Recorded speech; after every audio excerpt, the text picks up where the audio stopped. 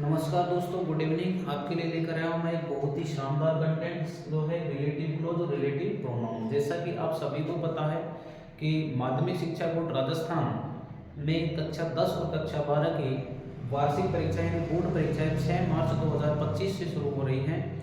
तो इस स्थिति में स्टूडेंट्स ने जिस तरीके से अपनी पढ़ाई के लिए पूरा समय डेडिकेट किया हुआ है, उसके अकॉर्डिंग ये टॉपिक उनके लिए बहुत ज़्यादा कारगर साबित होगा।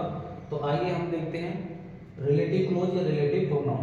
वीडियो को पूरा देखने से पहले आप चैनल को सब्सक्राइब करें और बेल आइकन को दबाना ना भूलें, जिससे आने वाले सभी वीडियो के नोटिफिकेशन आपको तुरंत मिलते रहे। तो देखिए, सबसे पहले रिलेटिव क्लोज के बारे में। रिलेटिव क्लोज यानी रिलेटिव प्रोनाउन। रिलेटिव मतलब संबंधता, सापेक्षता बनाए रखना, यानी दो वाक्यों के मध्य, दो सेंटेंस यानी दो क्लोज के मध्य जो होता है। क्लोज क्या होता है? क्लोज के बारे में सबसे पहले जानो कि क्लोज एक ऐसे यानी क्लोज इस प्रकार के सेंटेंसेज होते हैं जो अपने अलग अलग सब्जेक्ट और अलग अलग प्रेडिकेट रखते हैं। प्रेडिकेट मीन्स विधेय, यानी क्लोज का सब्जेक्ट भी और क्लोज का PREDICATE प्रेडिकेट, यानी ये दोनों अलग अलग होते हैं। जितने भी क्लोज होंगे वो अपना खुद का सब्जेक्ट अलग से रखेंगे और खुद का प्रेडिकेट रखेंगे। थोड़ी सी जानकारी के लिए और बता देता हूँ। क्लोज तीन प्रकार के होते हैं, यानी कि नाउन क्लोज, दूसरा होता है मेन क्लोज और तीसरा होता है subordinate close. SUBORDINATE subordinate close, यानी कि संज्ञा उपवाक्य, मुख्य उपवाक्य और बाधित उपवाक्य, इस प्रकार से ये होते हैं। आगे देखिए, इस प्रकार से हम लोग देखेंगे तो क्लोज की जानकारी के बाद मैं आपको बताना चाहता हूँ कि ये जो उदाहरण लिखे गए हैं ये रिलेटिव क्लोज यानी रिलेटिव प्रोनाउन भी कहे जाते हैं, रिलेटिव क्लोज भी लिखे जाते हैं। यानी इनके अंदर हम WH वर्ड को ऐड करना, WH वर्ड को कनेक्टिविटी की तरह यूज करना हम सीखते हैं। तो जिस प्रकार से यहाँ पर दिए गए हैं कि जिस प्रकार से हमारे पास सेंटेंस दिए गए हैं, जैसे dear is my mother, she is a teacher, जिस तरीके से मैंने अभी बताया कि सेंटेंस के अंदर क्लोज सेंटेंस जो होगा, क्लोज जो होगा, उपवाक्य जो होगा वो अपना अलग सब्जेक्ट रखेगा। यानी कि ये जो सेंटेंस यहाँ से यहाँ तक का है, ये जो क्लोज है, ये अपना खुद का एक अलग सब्जेक्ट रखता है, ये खुद भी एक अलग हेल्पिंग वर्ब रखता है। यानी कि ये वाक्य अपना खुद का अलग सब्जेक्ट रखेगा, खुद की अलग हेल्पिंग वर्ब रखेगा, खुद का अलग कॉम्प्लीमेंट रखेगा, खुद का अलग एडवर्ब होगा, इस तरीके से रखेंगे।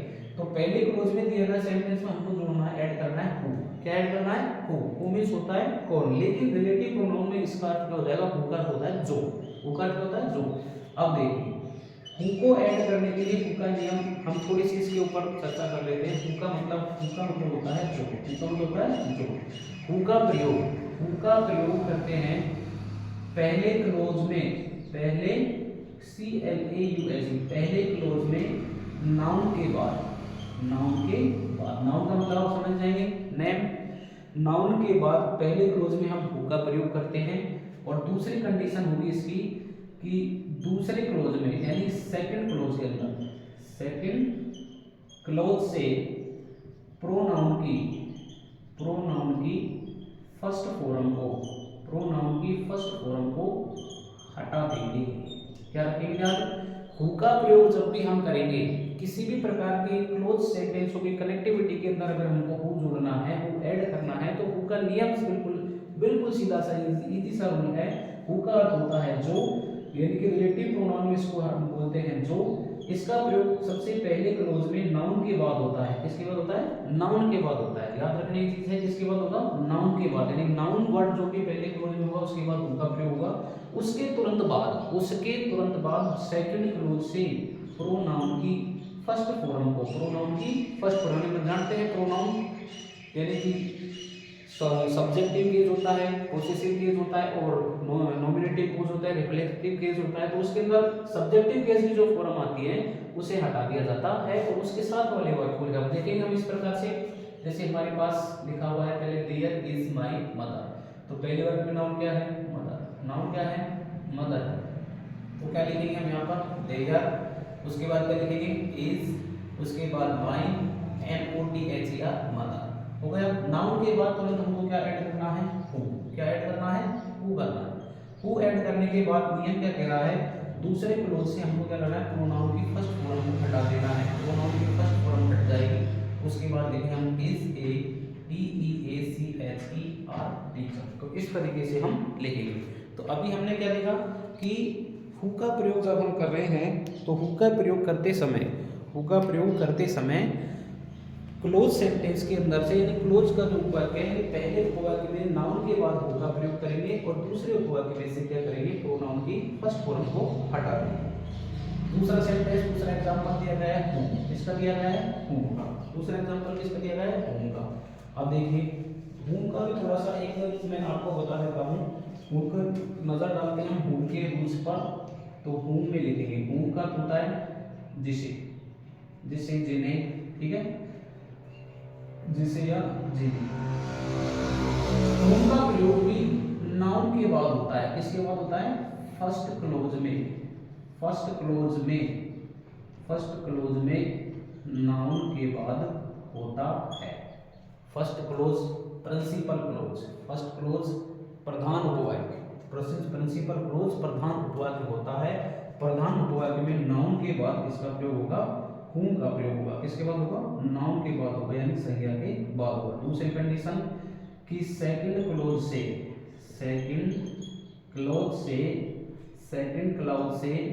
प्रोनाउन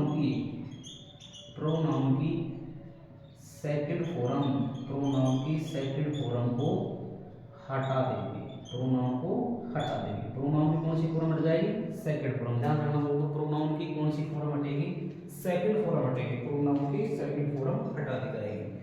इस प्रकार से भी हम देख रहे हैं कि पहला दूसरा एग्जांपल हमारे पास he was a good boy, और अगला हमारा जो क्लोज दिया गया है वो है कि his father is A doctor. तो जोड़ना क्या है, एडिंग क्या है, अपने पास पोस्टर में क्या वर्ड दिया गया है, होम दिया गया है। होम का नियम क्या कहता है कि फर्स्ट क्लोज में, प्रिंसिपल क्लोज में नाउन के बाद किसका प्रयोग किया जाता है, होम का। दूसरे क्लोज में से, सेकंड क्लोज में से क्या हटा दी जाती है, सेकंड फॉर्म हटा दी जाती है। तो सबसे पहले लिखेंगे हम पहले क्लोज में ही was a good boy. Boy हमारे पास क्या है, बॉय वर्ड क्या है हमारे पास, नाउन है। नाउन के तुरंत बाद किसका प्रयोग करेंगे हम, होम का। किसका करेंगे, होम का करेंगे। दूसरे क्लोज में से, यानी इस वाले क्लोज में से, सेकंड क्लोज में से प्रोनाउन की फॉर्म, सेकंड फॉर्म को हटा दी जाएगी। किसका क्या हटा दी जाएगी, सेकंड का मतलब आप समझिए कि इस प्रकार से आप, यानी कि जो एक नॉमिनेटिव केस आता है, नॉमिनेटिव केस के वर्ड को हटा दिया जाता है। सेकंड का मतलब क्या समझिए, सेकंड फॉर्म, यानी कि सेकंड फॉर्म का मतलब आप समझिए इसको नॉमिनेटिव केस समझिए, क्योंकि प्रोनाउन के अंदर एक सब्जेक्टिव होता है, एक ऑब्जेक्टिव होता है, एक नॉमिनेटिव होता है, पोसेसिव जिसको बोलते हैं, पोसेसिव, नॉमिनेटिव, पोसेसिव केस। तो इस प्रकार से हम क्या लिखेंगे आगे, फादर इज ए डॉक्टर।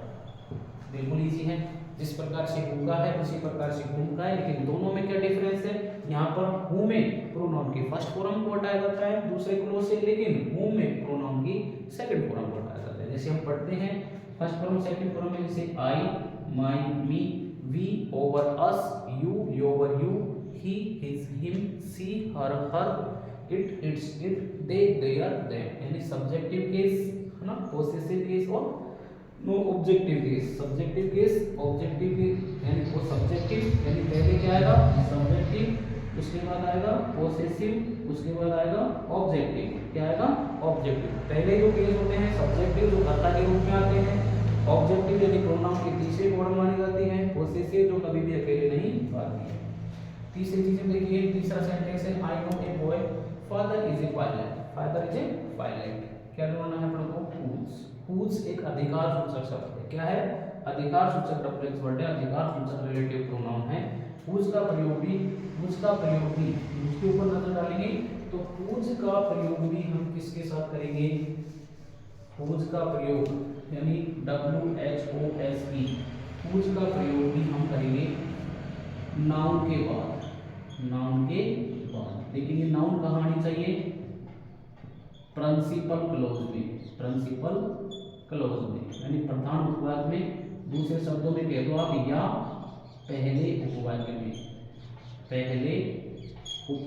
यानी क्लॉज में, पहले उपवाक्य में या पहले क्लॉज में किसका प्रयोग किया जाएगा, पहले उपवाक्य में किसका प्रयोग किया जाएगा, उपयोग यानी कि हुज का प्रयोग किया जाएगा, हुज का प्रयोग किया जाएगा। यानी कि एक प्रकार से क्या है, वस्तु सूचक रिलेटिव प्रोनाउन है, वस्तु नाउन का प्रयोग इसमें ज्यादा से ज्यादा आता है। सापेक्षता को दर्शाता है, सापेक्षता को दर्शाता है, अधिकार सूचक है।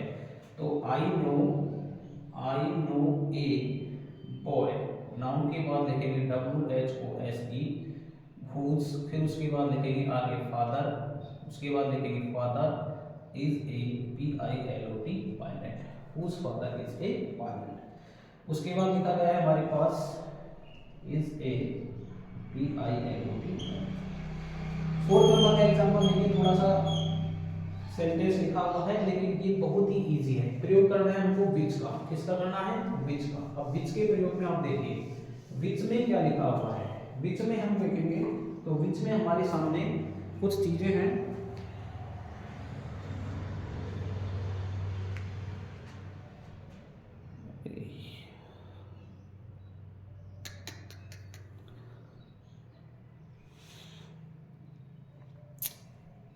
देखिए लिखा हुआ है विच में, विच का नियम विच, विच में क्या है, विच का प्रयोग ध्यान रखने, विच का होता है जो कि, विच का क्या होता है, जो कि, विच का होता है जो कि। तो विच का प्रयोग जानवर और वस्तुओं के नाम के बाद किया जाता है, जानवर और वस्तुओं के नाम के बाद। अभी टॉपिक बुद्धि, जानवर और वस्तुओं के नाम कहाँ होने चाहिए, तो मैं बताता हूँ बेटे, जानवर और वस्तुओं के नाम पहले क्लोज में होना चाहिए, पहले उपवाक्य में होना चाहिए, पहले क्लोज में होना चाहिए। ठीक है, मुझे ये बात समझ में आ गई। पहले क्लोज में जानवर वस्तु के नाम के बाद विच का प्रयोग करेंगे। लेकिन दूसरी चीज क्या है, दूसरे क्लोज से, दूसरे क्लोज से यानी सेकंड क्लोज से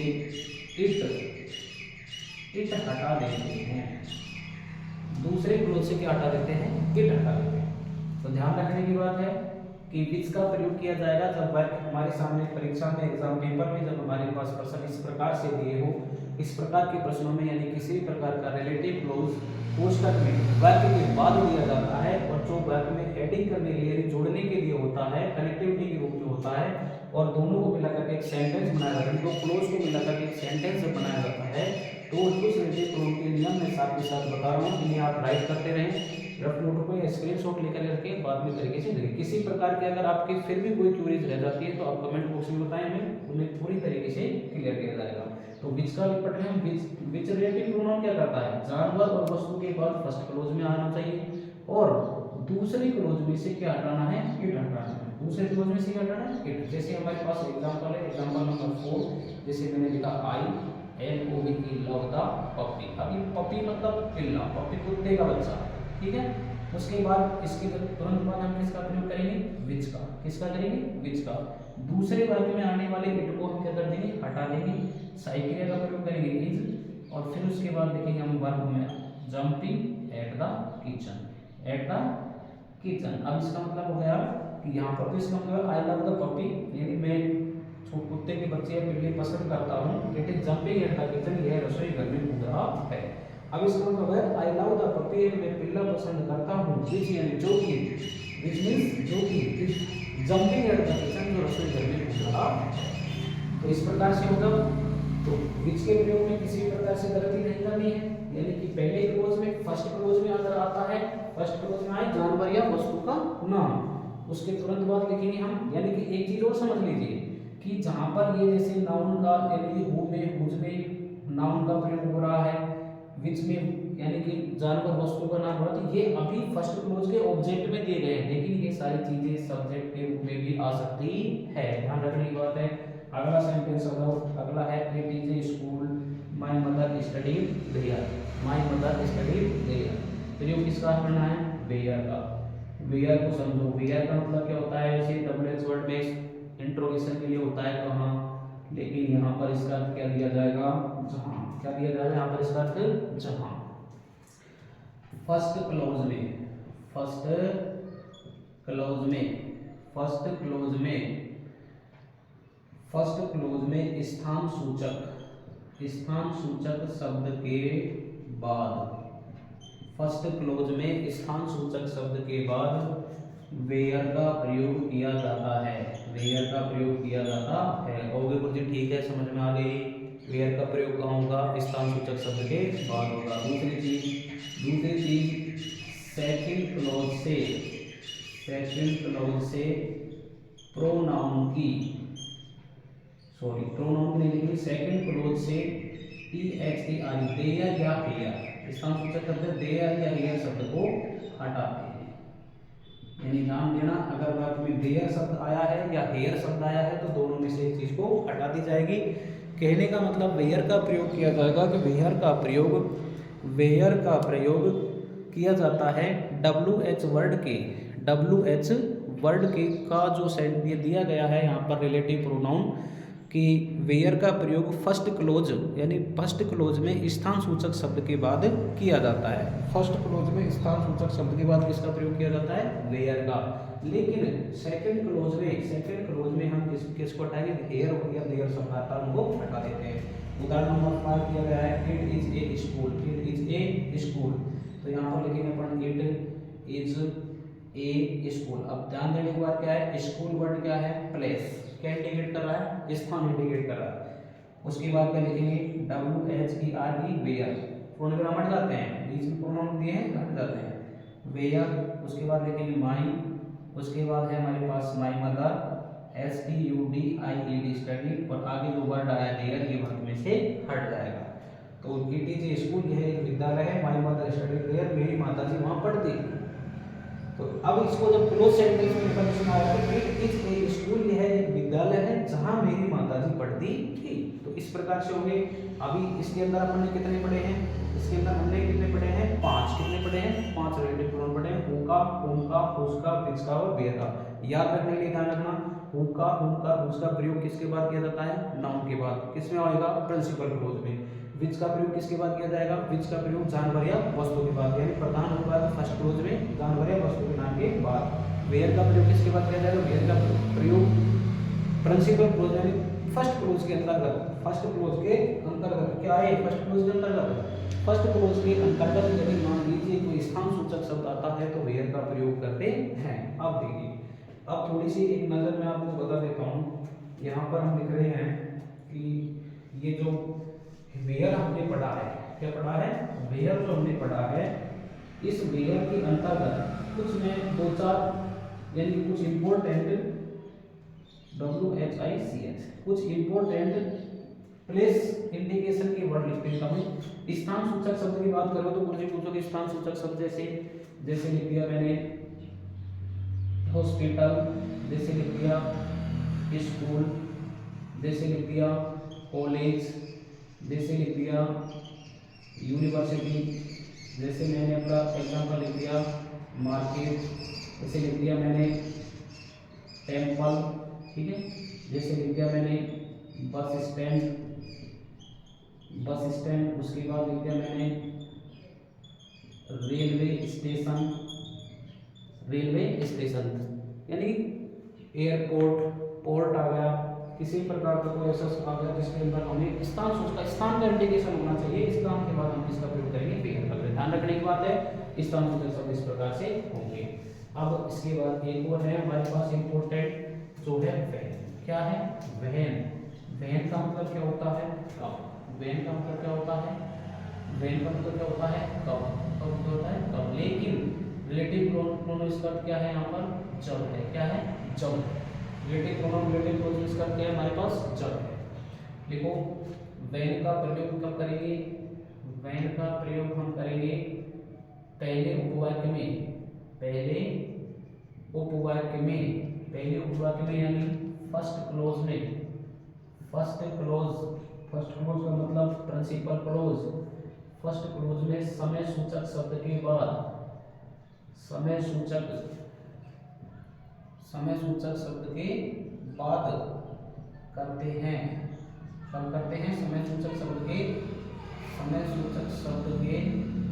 बाद करते हैं। समय सूचक शब्द के बाद करते हैं। तथा सेकंड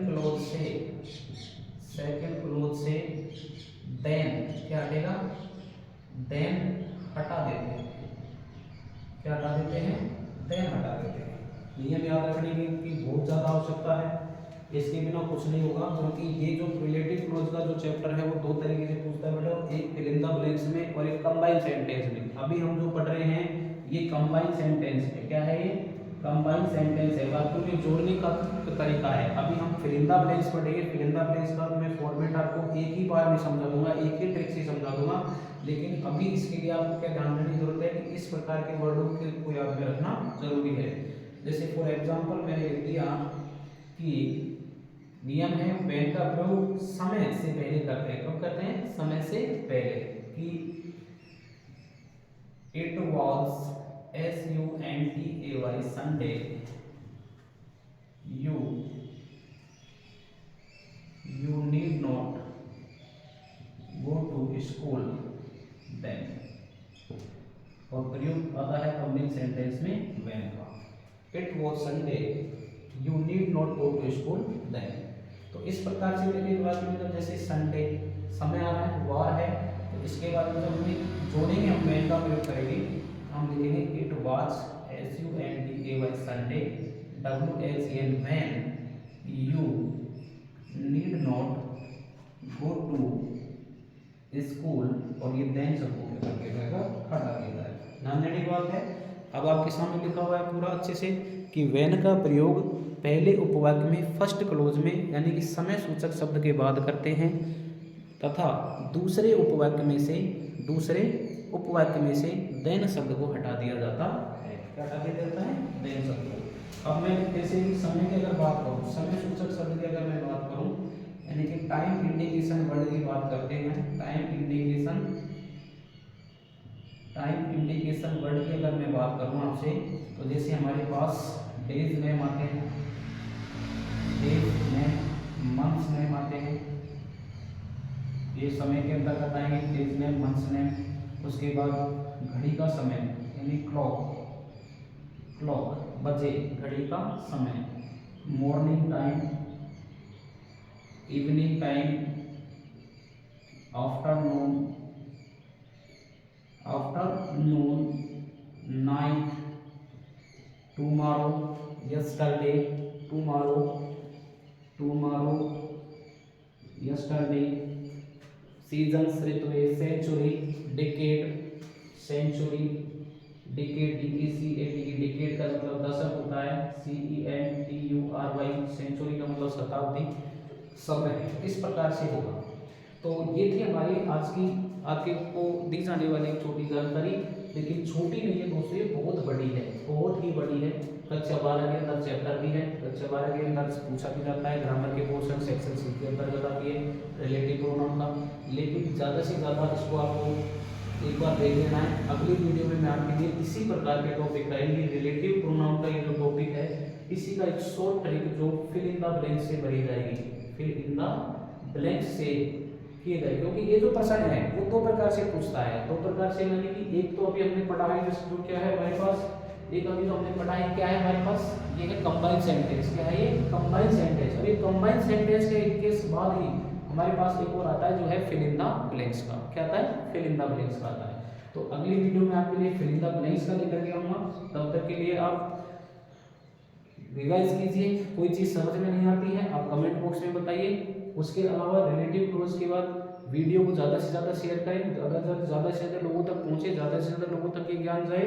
और यहाँ तक की बात है कि इस प्रकार के वीडियोज़ में बने रहने के लिए आप लगातार एंड तक वीडियो देखें, यानी कि किसी भी चैप्टर को अगर आप देख रहे हो तो शुरुआती दौर से, यानी कि आपको ये ज़रूर लग रहा होगा कि ये सेटअप बिल्कुल पुराने तरीके का है, लेकिन यहाँ पर आपको नॉलेज जो है वो आपको पावरफुल दिखाएगी। ध्यान रखना दोस्तों, नॉलेज सबसे ज़्यादा इंपॉर्टेंट है, दिखावा इंपॉर्टेंट नहीं है। थैंक यू, मिलेंगे अगली।